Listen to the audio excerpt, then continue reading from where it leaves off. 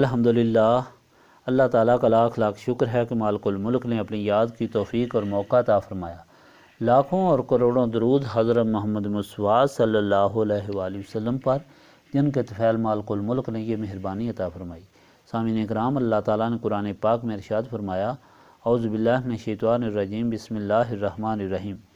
جن لوگوں نے کفر کیا اور اللہ تعالیٰ کی راہ سے روکا، اللہ تعالیٰ نے ان کے مال برباد کر دیے، اور جو لوگ ایمان لائے اور نیک عمل کرتے رہے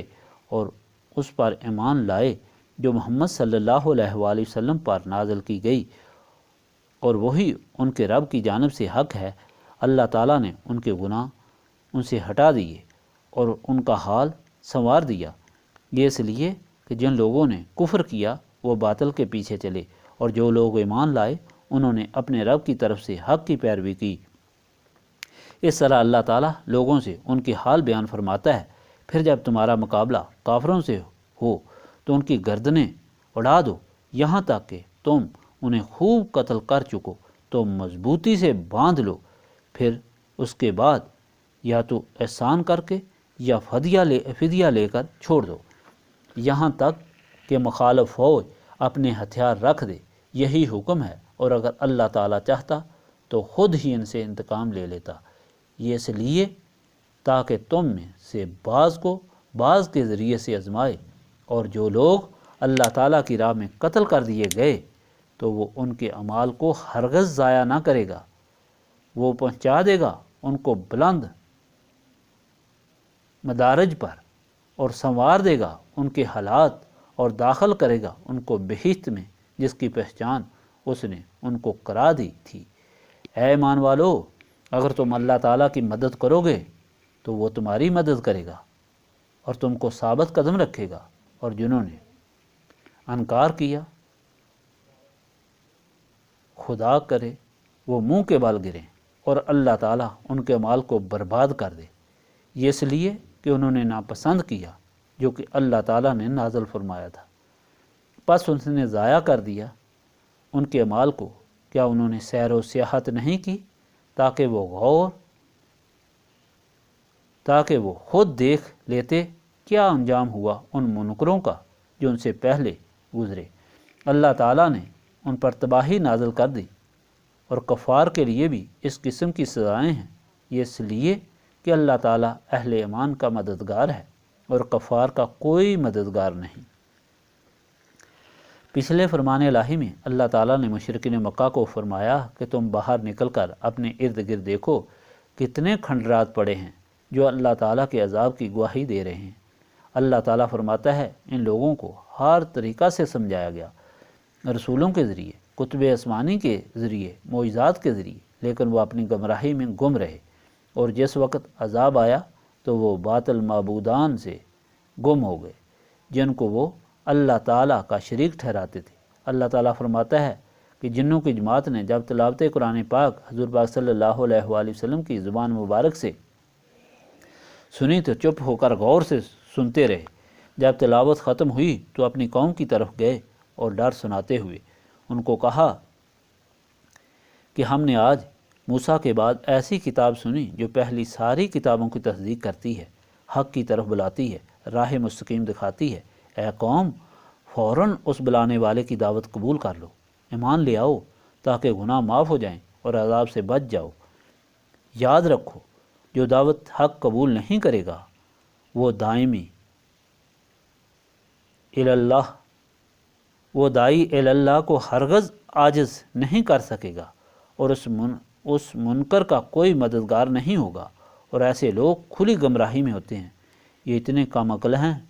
کہ سامنے دیکھتے ہیں آسمانوں اور زمین کو اللہ تعالیٰ نے پیدا فرمایا تو وہ مردوں کو زندہ کیوں نہیں کر سکتا؟ وہ ہر چیز پر قادر ہے۔ یہ منکرین جب عذاب کو دیکھیں گے تو حق تسلیم کریں گے، اور ان کے لیے سخت عذاب ہوگا جس کو وہ چکھیں گے اور اس سے نجات نہیں پا سکیں گے۔ نبی پاک صلی اللہ علیہ وآلہ وسلم کو ایسے بےہودہ یا وہ گوئی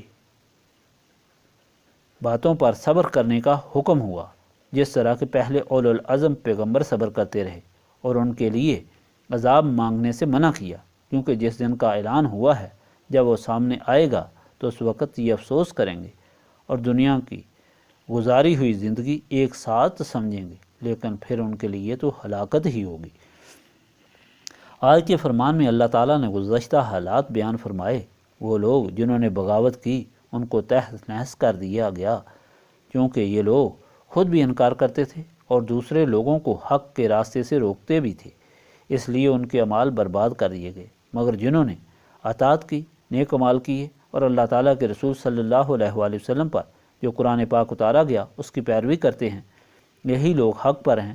اپنے رب کی طرف سے اللہ تعالیٰ نے دور کر دی ان سے ان کی برائیاں اور ان کے حالات سنوار دیے گئے، اس لیے کفار باطل کی پیروی کرتے تھے، اور جو ایمان لائے وہ اپنے رب کے حکم کی پیروی کرتے تھے۔ پھر حکم ہوا کہ جب تمہارا کفار سے مقابلہ ہو تو ان کی گردنیں اڑا دو اور ان کے ہاتھ باندھ لو، پھر یا تو احسان کر کے چھوڑ دو یا ان سے فدیہ لو۔ اللہ تعالیٰ قدرت رکھتا ہے کہ خود ہی ان کو تباہ کر دے، مگر جہاد آزمائش کے لیے رکھا گیا تاکہ پتہ چلے کون مخلص ہے اور کون منافق ہے، اور جو شہید ہوئے ان کا مرتبہ بہت بلند ہے، ان کو جنت کے اعلیٰ مکانوں میں بھیجا جائے گا۔ پھر فرمایا، اے لوگو، اگر تم اللہ تعالیٰ کے دین کی مدد کرو گے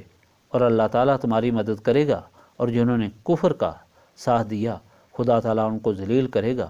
اور ان کے اعمال بھی غارت ہوں گے۔ کیا ان لوگوں نے پھر کر نہیں دیکھا کہ کیسا انجام ہوا ان سے پہلے نافرمانوں کا؟ یہ تباہی ان کی اس لیے ہوئی کہ اللہ تعالیٰ ایمان والوں کی مدد کرتا اور کفار کو تباہ کرتا ہے۔ منکرین مکہ نے مسلمانوں کو ایذا دینے کی حد کر دی اور اسلام کے راستے میں رکاوٹ بھی بنے۔ اللہ تعالیٰ نے اپنے رسول پاک صلی اللہ علیہ وآلہ وسلم کو مدینہ پاک ہجرت کا حکم دیا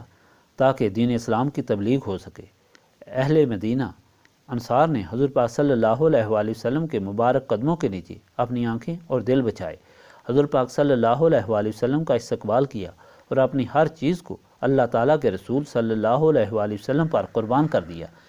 مشرکین نے پھر بھی صبر نہ کیا بلکہ ہر طرف سے مخالفت جاری رکھی اور بار بار حملے کیے، قبائل کو اکسایا۔ تو پھر اللہ تعالیٰ کی طرف سے مسلمانوں کو جہاد کا حکم ہوا کہ اب ان کو قتل کرو۔ اللہ تعالیٰ آپ صلی اللہ علیہ وآلہ وسلم کا مددگار ہے، اور فرمایا اللہ تعالیٰ خود بھی ان کو غرق کر سکتا تھا، لیکن آزمائش ہے کہ کون دل و جان سے فدا ہے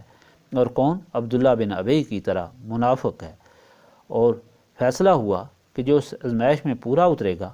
اس کا تو جنت میں ٹھکانہ ہوگا اور دنیا میں عزت اس کے قدم چومیں گی، اور منافق کا انجام مشرکین کے ساتھ ذلت اور ٹھکانہ ان کا جہنم ہوگا۔ اس فرمان الہی میں بھی یہی ہدایت ہوئی کہ اللہ تعالیٰ کے رسول صلی اللہ علیہ وآلہ وسلم کے قدموں میں مر مٹنا دونوں جہانوں کی سرخروئی ہے، لیکن اس طرح مر مٹنا کہ وطن کو، رشتہ داروں کو، جائیداد کو، مال، ماں باپ، اولاد کو، سب کو چھوڑ کر حضور پاک صلی اللہ علیہ وآلہ وسلم کے مبارک قدموں سے لپٹ کر زندگی گزارنا، اپنی متاع حیات سمجھنا، یہ آسان نہیں۔ یہ ان لوگوں کو نصیب ہوا جن کے دل و دماغ نسبت رسولی صلی اللہ علیہ وآلہ وسلم سے منور تھے۔ اس لیے دنیا کی قیمت ان کو عقبہ کے سامنے ہیچ نظر آئی اور اس عقیدہ پر پختہ اور ثابت قدم ہو گئے۔ یہی عظیم دولت ہے جس کو حاصل کرنے کے لیے ہم یہاں جمع ہو کر ذکر الہی سے سینوں کو صاف کرتے ہیں اور اس ذکر الہی کو خدا کی بارگاہ میں وسیلہ پیش کر کے گناہوں کی معافی مانگتے ہیں اور اسی عظیم دولت کا سوال کرتے ہیں۔ اللہم صلی علی سیدنا محمد وعلی آلہ وصحابہ صلاۃ تکون لنا امان من کل خوف لا الہ الا انت سبحانک انی کنت من الظالمین استغفر اللہ العظیم الذی لا الہ الا هو الحی القیوم واتوب الیہ استغفر اللہ العظیم الذی لا الہ الا هو الحی القیوم واتوب الیہ استغفر اللہ العظیم الذی لا الہ الا هو الحی القیوم واتوب الیہ ربنا تقبل منا انک انت السمیع العلیم وتب علینا انک انت التواب الرحیم۔